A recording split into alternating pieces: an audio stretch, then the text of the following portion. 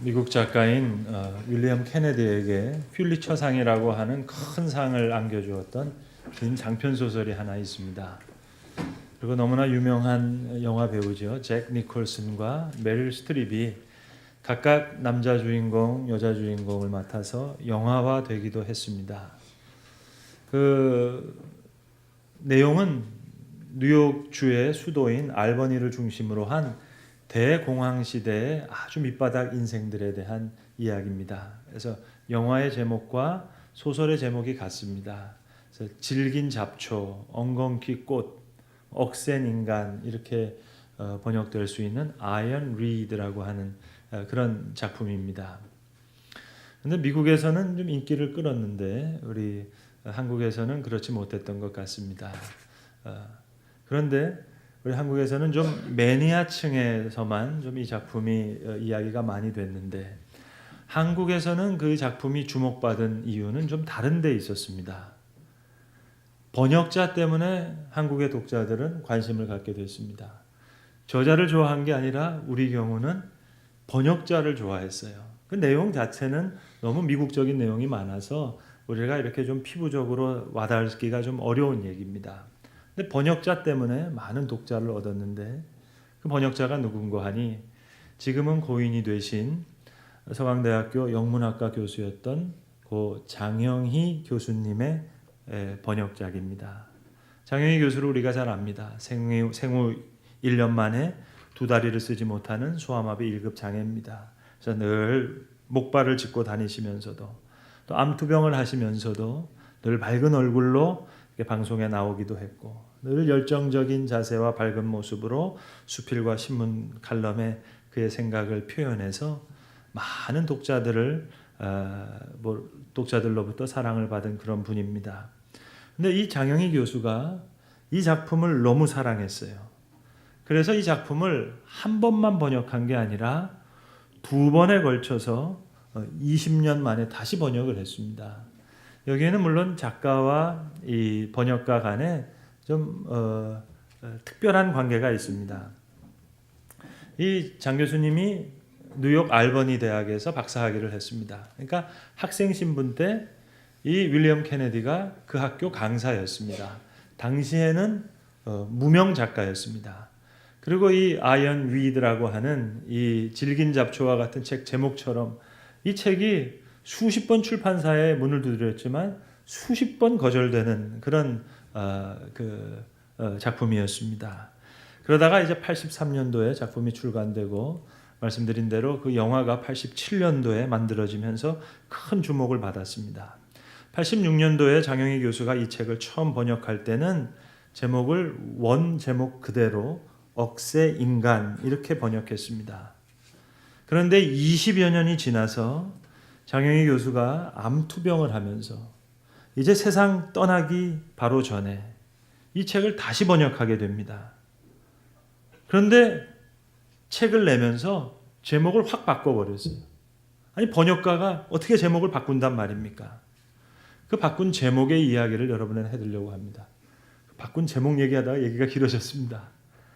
자, 여러분 이분이 얼마나 이 작품을 사랑하고 잘 아는 분이겠습니까? 20년에 걸쳐서 두 번 번역을 했고 본인 스스로 얘기가 자신이 번역한 18개 책 중에 가장 애정이 가는 책이라고 했으니까는요.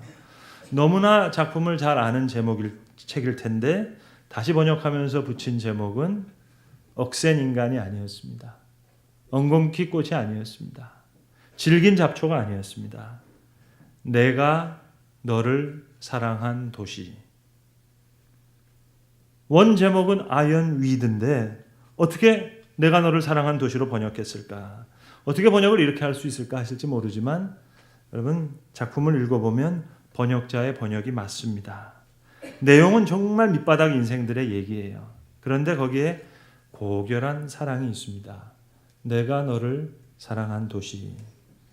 작품에는 목사님 얘기도 나오고 교회 이야기도 나와요. 그러나 장편 소설이기 때문에 짧은 시간 그 작품에 대한 이야기를 해드릴 수가 없습니다. 그냥 한 가지 기왕에 이야기가 나왔으니까 영화에 나오는 한 장면만 말씀드리겠습니다. 중요한 장면도 아니고 명장면도 아니고 그냥 스쳐가는 장면이에요. 잭 니콜슨과 메릴 스트립이 두 사람이 다 곤드레만드레 술에 취해가지고 길을 걷고 있습니다. 그런데 술에 취한 채 풀밭에 누워있는 어떤 늙은 에스키모 여자 같은 여성을 발견하는 장면이 나옵니다. 그래서 이 잭 니콜슨과 메릴 스트립이 서로 대화하는 장면이에요. 저 여자 술에 취했나? 아니면 불황아인가? 니콜슨이 묻습니다. 이 잭 니콜슨과 메릴 스트립 두 사람이 다 노숙자예요. 그러니까 메릴 스트립이 그렇게 대답해요. 평생 그랬죠. 그전에는 알래스카 창녀였고요. 평생 창녀는 아니었겠지. 그전에는 몰라요. 어린애였겠죠. 어린애라면 대단한 거지. 불황자도 아니고 창녀도 아니지. 대단한 거야. 안으로 데리고 갑시다. 이 두 노숙자 방랑자인 주인공들이 은혜의 눈으로 사람을 봅니다. 사회적인 눈으로 보면 불황자예요. 창녀에 지나지 않는 여인이 은혜의 눈으로 보니까 어린 여자아이로 보여지는 겁니다. 망가진 형상일망정 하나님의 형상대로 지음받은 귀한 사람으로 보이는 겁니다. 억세 인간이 아니에요. 맞아요. 내가 너를 사랑한 도시입니다. 오늘 본문의 이야기를 간단하게 요약하면 그 내용은 이렇습니다. 예수님께서 본문에 나오는 중풍병자에게 두 가지 선물을 주셨어요. 하나는 작은 자여 내가 죄 사함을 받았느니라 하는 은혜의 복음의 선포였습니다. 그리고 이어서 일어나 내 상을 가지고 일어나 걸어가라. 기적의 선물과 은혜의 선물 두 가지를 주셨습니다. 그런데 이 장면에서 거기에 앉아있던 서기관들이 속으로 궁시렁궁시렁 이야기를 하는 거예요. 오직 하나님 한 분 외에 능히 누가 죄를 상한단 말이냐. 그러면서 지금 이 서기관들이 웅성웅성하면서 이야기를 하니까 이제 그들이 속으로 이렇게 생각하는 것을 아시고 예수님께서 곧 중심에서 아시면서 말씀하시는 내용입니다. 어찌하여 너희가 마음에서 생각하느냐. 그러면서 주시는 말씀이에요. 중풍병자에게 내 죄사함을 받았느니라 하는 말과 일어나 내 상을 들고 집으로 걸어가라 하는 말 중에 어느 것이 쉽겠느냐. 더 쉽게 번역해 드리겠습니다. 너희들 생각에 기적과 은혜의 복음 이 둘 중에 어느 것이 더 중요하다고 생각하느냐. 솔직하게 생각하고 한번 대답해 봐라. 사랑하는 성도 여러분, 이 시간만큼은 서기관들의 생각들을 뒤로 좀 물리고 우리 스스로 한번 생각해 봅시다. 일어나 내 상을 들고 집으로 가라 하는 이 이적의 말씀과 작은 자여 너에게 사랑과 은혜가 있을지어다 이 복음의 말씀, 이 둘 중에 저와 여러분 우리에게 정말 필요한 건 뭘까요? 여러분 우리에겐 은혜가 필요합니다. 사실 기적 이전에 은혜가 필요해요. 정의만 상담가인 데이빗 시멘스가 자신의 오랜 임상 경험을 이렇게 한마디로 요약했습니다. 많은 교인들이 지옥에 가지 않기 위해 너무 신경 쓰는 나머지 천국을 향한 여정의 기쁨을 놓치는 경우가 많다 그랬어요. 그러니까 그리스도인들이 겪는 대부분의 정서 문제의 가장 중요한 원인은 조건 없는 용서와 조건 없는 사랑, 그것을 받아들이지 못한다. 그것이 세계적으로 저명한 이 상담가의 결론이었습니다. 그러니까 은혜의 복음이 정서적인 차원까지 뚫고 들어가지 못한다는 겁니다. 정말 그렇습니다, 여러분. 우리에게 정말 필요한 것은 기적 이전의 은혜입니다. 모든 사람이 나를 보고 훌륭하다고 하고 존경한다고 아무리 여러분 많은 것을 우리가 누려도 나는 자유할 수가 없어요. 감옥에 있느냐 나왔느냐가 자유의 기준이 아닙니다. 벌금을 냈느냐 안 냈느냐 그게 문제가 아닙니다. 재판정에서의 유죄 무죄 그게 문제가 아니라 하나님 앞에서 하나님께서 내가 너의 죄를 사하였느니라. 내가 너를 사랑한다.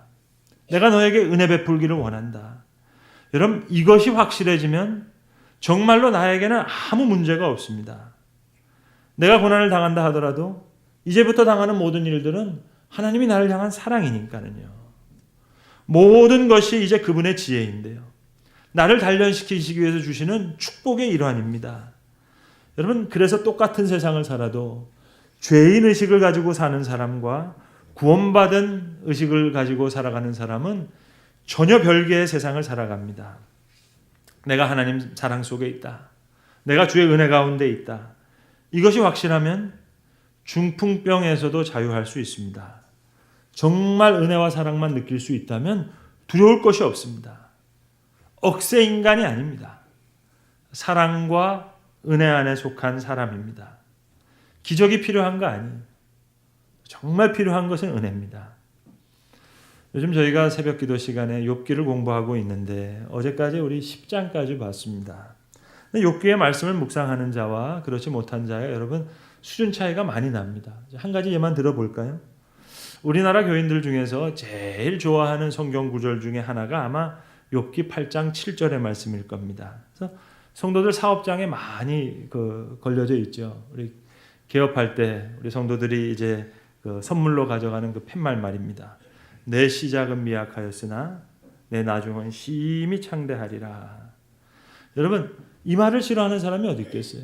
시작은 미약하지만 내 나중은 심히 창대하리라 얘기하셨는데, 근데 여러분 사실 욥기를 깊이 들여다보면 이 말은 그렇게 엄밀히 말하면 좋은 말이 아니랍니다. 왜냐하면 욥기를 공부하면 이 욥 8장에 나오는 이야기는요, 욥의 얘기가 아니에요. 욥의 친구 빌닷의 얘기입니다. 그리고 9장 10장에 그 빌닷에 대한 욥의 답변이 나와요. 그러니까 액자를 만들려면 적어도 8장에서는 떼오면 안 됩니다. 9장과 10장을 가지고 액자를 만들어야죠. 근데 그러더라고요. 목사님, 이거 오늘 목사님이 선물로 주신 건데요. 아주 곤란해졌습니다. 여러분, 욥기의 총 주제는 율법적인 진리와 은혜가 격돌하는 겁니다. 그래서 엘리바스와 빌닷과 소발이라고 하는 세 친구가 찾아와서 욥과 3번에 걸쳐서 이야기를 나눕니다. 총 9번씩 이야기가 주고받아요. 욥의 친구들이 하는 얘기들은 다 좋은 말이에요. 아까 제가 말씀드린 말씀처럼 들리기에 따라서 다 좋게 들리는 말씀인데 다 율법적인 진리예요. 반면에 욥은 너무 고통스러워서 험한 말을 해요.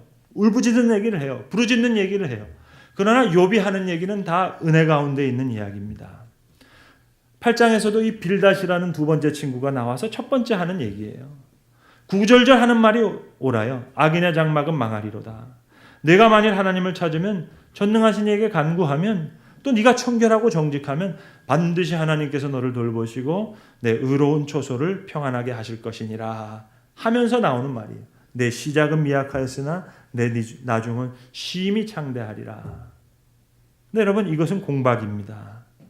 잘 생각해봐라. 숨겨진 죄가 있어서 이런 고난을 네가 당하는 거 아니냐. 여기에 대해서 욥은 얘기하는 거예요. 나는 하나님의 사랑 속에 있다는 거예요. 하나님의 은혜 가운데 있다는 거예요. 그래서 전능자의 화살이 내게 박혔다고 얘기해요. 힘들어서 아주 비참한 얘기를 합니다. 그러나 그것은 어디까지나 전능자의 화살이에요. 사탄과 마귀의 저주와 심판으로 받지를 않아요. 하나님의 은혜 가운데 있다는 겁니다. 내가 지금 힘들어서 내가 나를 저주하고 있고 괴로워하고 있지만 이건 하나님에 대한 원망이 아니에요. 그래서 이런 친구들의 공박 속에 욥이 얘기합니다. 하나님은 측량할 수 없는 큰 일을, 셀 수 없는 기일을 행하시느니라. 그가 내 앞에 지나가시나 내가 보지 못하며 그가 내 앞에서 움직이시나 내가 깨닫지 못하느니라. 성도 여러분, 어느 쪽이 쉽겠어요? 여러분, 어느 쪽이 더 소중합니까? 어느 구절을 가지고 액자를 만들어야 될까요? 욥의 친구가 얘기했던 8장에 나오는 내 시작은 미약하였으나 내 나중은 심히 창대하리라, 이 구절입니까? 아니면 다음 장에 나온 괴로운 욥의 고백입니까? 그가 내 앞에 지나가시나 내가 보지 못하고 그가 내 앞에서 움직이시나 내가 깨닫지 못하느니라. 어느 쪽이 더 쉽겠어요? 어느 쪽이 더 소중하겠어요? 욥 억세 인간 아닙니다. 사랑과 은혜 속에 있는 자입니다. 기적이 필요한 게 아니에요. 은혜가 필요한 겁니다. 오늘 본문으로 돌아와서 내 죄사함을 받았느니라 하는 이 말과 일어나 내 상을 가지고 걸어가라 하는 말 중에 어느 것이 쉽겠느냐? 예수님이 그렇게 물어보세요. 어느 것이 더 소중하겠느냐? 지금 내 친구에 의해서 매워가지고 지붕을 뚫고 구멍을 내어서 누운 상에 달아내린 이 사람, 억세 인간이죠. 그러나 여러분, 일어나 내 상을 가지고 집어가라. 자, 이 말을 듣고 툴툴 털고 일어났다고 해도 이 사람 여전히 질긴 잡초 같은 사람입니다. 억세 인간일 수밖에 없어요. 그러나 작은 자여, 내 죄사함을 받았느니라. 은혜 가운데 있다. 네가 사랑 가운데 있다. 그는 여러분 사랑 속에 있는 자입니다. 기적이 필요한 거 아니에요. 은혜가 필요합니다. 제가 20대 초중반 때 미국 동부에서 유학하면서 전도사로 2교회를 섬겼는데 한 교회는 작년 출석 명수가 한 3, 40명 정도 되는 교회였고 다른 한 교회도 한 7, 80명 정도 되는 그런 교회였습니다. 두 교회가 다 작은 교회다 보니까 주일 오후에 미국 교회를 다 빌려 썼습니다. 그러니까 미국 교인들 점심 다 먹고 난 후에 늦은 오후 시간에 이제 빌려서 쓰는 겁니다. 그러니까 12시 예배도 여러분 되게 빠른 시간이에요. 오후 늦게 예배를 드리는데. 그러니까 뭐 전도사가 사찰 역할도 같이 하는 겁니다. 일주일에 2번씩 3시간 넘는 왕복거리를 늘 가는데 주중에는 이제 학생들 성경 공부 인도하러 가고 주일날은 우리 학생부 예배 인도하러 다녔습니다. 근데 그렇게 기쁠 수가 없었어요. 정말 행복했어요. 전 그때 미국 교회들을 많이 봤거든요. 미국은 이제 교회가 워낙 많으니까 한 블럭 한 블럭마다 교회가 있어요. 저는 이제 오후 늦게 교회를 가니까 교회 다 둘러볼 수가 있어요. 흑인 교회, 백인 교회 뭐 다 둘러볼 수가 있었습니다.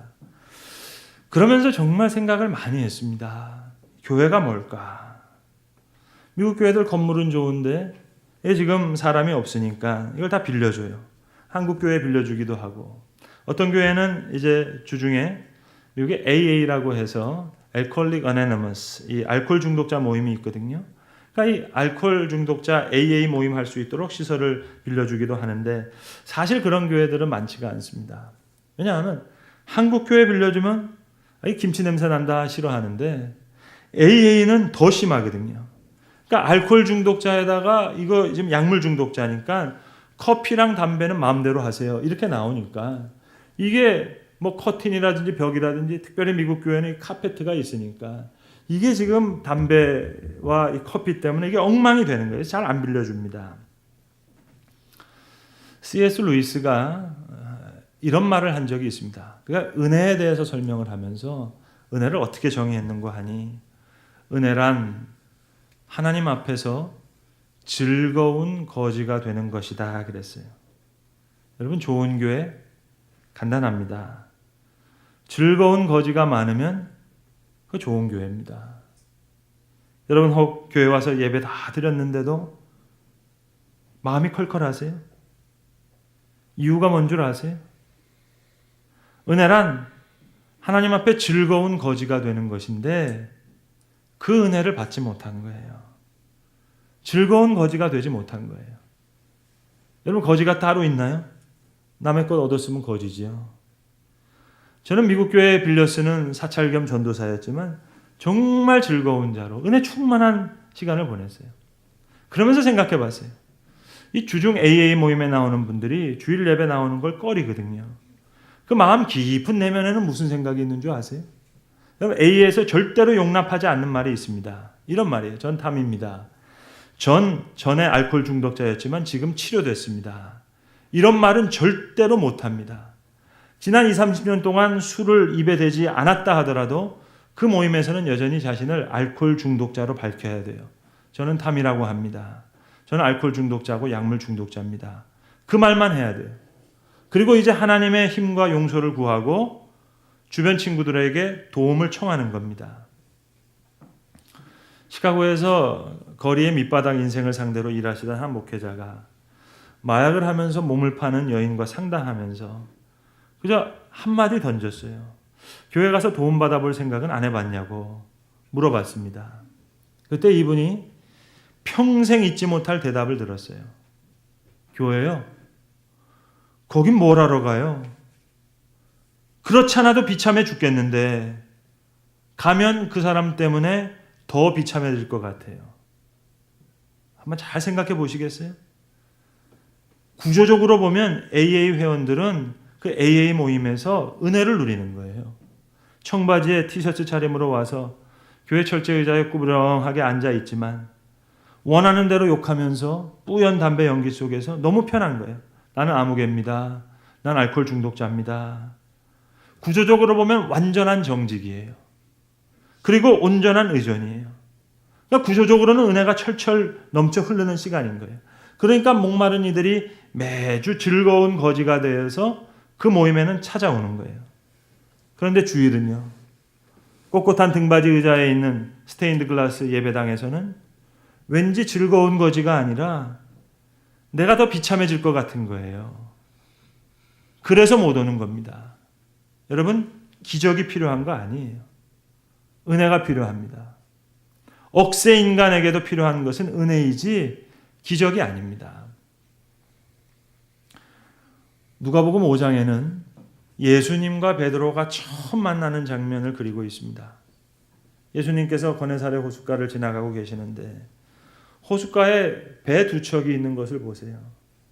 이제 어부들이 다 파장을 하고 일을 끝내고 그물을 싣고 있습니다. 이때 예수님께서 호숫가에 계시다는 소문이 나서 많은 사람들이 예수님의 말씀을 듣기 위해서 몰려 들어옵니다. 너무 사람들이 많이 몰려와서 육지의 사람들을 이렇게 앉게 하시고는 예수님께서 배에 오르셔서 배를 이렇게 강단 삼아서 무리에게 말씀을 가르치셨는데 예수님께서 오르신 그 배가 바로 시몬 베드로의 배였습니다. 예수님께서 무리들을 가르치신 일을 다 마치신 후에 이제 베드로에게 물고기 잡으러 나가자 그렇게 말씀하십니다.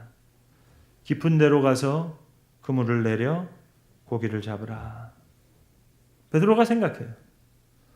가르치시는 거는 잘 가르치시던데 그냥 가르치시는 거 하시지. 고기 잡는 건 내 전공인데 고기는 밤에 잡아야지 낮에 잡는 게 아닙니다. 지금 다 파장하고 그물 다 씻었는데 그런데 웬걸요. 지금까지 평생 동안 잡았던 고기 중에 제일 많이 잡았어요. 상상할 수 없을 만큼. 그물이 찢어질 만큼. 다른 배에 있는 동무들을 손짓해서 도와달라고 할 만큼. 그리고도 고기가 너무 많아서 두 배가 가득 채우고도 두 배가 다 물에 잠길 정도가 됐습니다. 고기가 많이 잡힌다고 해도 이렇게 많이 잡힐 수는 없어요. 그래서 여러분 베드로가 무릎을 꿇고 이야기하잖아요. 주여 나를 떠나소서. Go away. 나는 죄인이로소이다. 여러분 비즈니스를 생각하면 이렇게 얘기해야 되는 거 아니에요? 예수님 저기 스타벅스 가서 카푸치노 한잔 하시면서 이야기 좀 하십시다. 제가 배도 있고 그물도 있고 인력도 다 있으니까 선생님 고문으로 그저 몇 가지 조언만 해주시면 제가 잘 모시겠습니다. 근데 그게 아니었어요. Go away. 주여 나를 떠나소서. 잡혀도 너무 많이 잡혔어요. 나는 죄인이로소이다. 떠나달라고 간청하는데 예수님 떠나지 않으셨어요. 시몬아 무서워하지 마라. 이제 후로는 너로 하여금 사람 낚는 어부가 되게 하리라. 그들이 배들을 다 육지에 대고 모든 것을 버려두고 예수님을 따라갑니다. 즐거운 거지가 되어서 예수를 따라갑니다. 여러분 예수를 뒤따라가는 그 베드로의 모습이 아니라 지금 여기를 한번 보세요. 두 배에 가득 잡힌 고기입니다. 그물이 찢어질 만큼 잡혔습니다. 두 배가 다 물에 잠길 만큼 가득 채워져 있는 이 수많은 물고기. 그러나 그대로 버려져 있습니다. 어느 것이 더 소중합니까? 아니 어느 것이 더 쉽겠습니까? 오늘 우리 주님 동일한 말씀을 하시는 거예요. 어느 것이 더 쉽겠느냐? 어느 것이 더 소중하겠느냐? 우리에게도 기적이 필요한 것이 아닙니다. 은혜가 필요한 겁니다. 기도하겠습니다. 아버지 하나님, 우리의 눈에는 오늘도 기적이 필요한 세상으로 보입니다. 그러나 우리에게 진정으로 필요한 것 은혜인 줄로 믿습니다. 우리도 욥과 같이 또 시몬 베드로와 같이 하나님의 은혜 앞에 마치 즐거운 거지가 되어서 작은 자여 내 죄사함을 받았느니라. 주의 큰 사랑과 주의 큰 은혜 속에 구원받은 의식으로 살아가는 은혜의 사람들 다 되게 하여 주시옵소서. 우리 주 예수 그리스도의 이름으로 기도합니다. 아멘.